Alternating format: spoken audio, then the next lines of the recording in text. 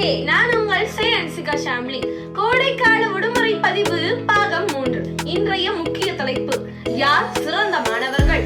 ஆசிரியர்கள் கொடுக்கும் கல்வி வேண்டுமா? ஆனால் கண்டிப்பு மட்டும் கூடாதா? பெற்றோர்கள் கொடுக்கும் சுகபோகம் அனைத்தும் வேண்டுமா? ஆனால் கண்டிப்பு மட்டும் கூடாதா? 20 ஆண்டுகளுக்கு முன்பெல்லாம் ஆசிரியர் என்றாலே பயம்தான். பாடம் படிக்கவில்லை என்றால் ஆசிரியர் அடிப்பாரே, திட்டுவாரே என்ற பயத்திலேயே மாணவர்கள் அந்த பாடத்தை பயத்துடனே செய்து விடுவார்கள் என்பது யாராலும் மறுக்க முடியாத உண்மை. ஆனால் இன்றோ மாணவர்களை அடிக்கக்கூடாது, திட்டக்கூடாது, ஆனால் மதிப்பெண்கள் மட்டும் வாங்கிவிட வேண்டும் என்றால் எப்படி? பெற்றோர்களும் சற்று சிந்திக்க வேண்டும்.